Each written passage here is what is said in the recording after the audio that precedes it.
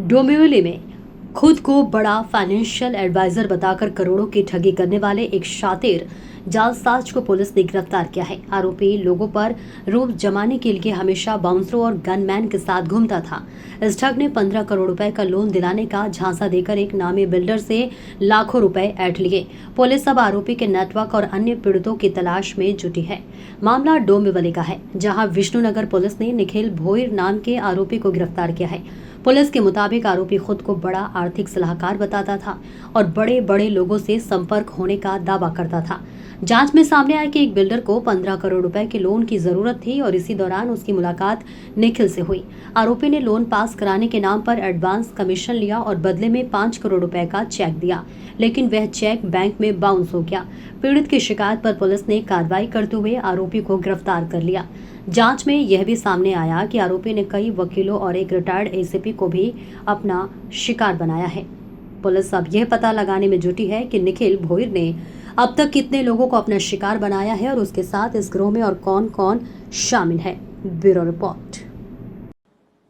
फिरेदी यांच्या तक्रारीवरून विष्णुनगर पोलीस ठाण्यात आर्थिक फसवणुकीचा गुन्हा नोंद झालेला आहे।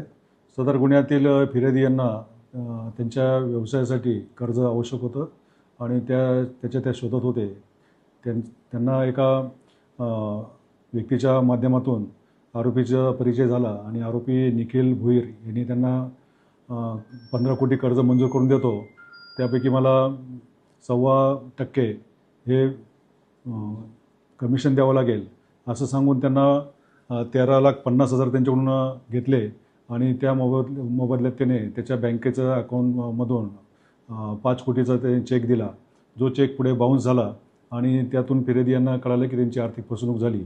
याचप्रमाणे सदर आरोपीने अन्य 2 व्यक्तींकडून पण असेच भूलथापा देऊन त्यांच्याकडून रकमा अगाऊ घेतलेले आणि त्यांना कुठलंही कर्ज उपलब्ध करून दिलेलं नाही। या आरोपीला आम्ही विष्णुनगर पोलिसांनी अटक केलेली आहे आणि त्याला उद्या मान्य कोर्टात रिमांडसाठी हजर करत आहोत। आरोपीविरुद्ध यापूर्वी इतर 5 गुन्हे दाखल झाले असून त्यापैकी 3 गुन्हे हे आर्थिक फसवणुकीचे, अशाच प्रकारची आर्थिक फसवणूक त्याने केलेली आहे।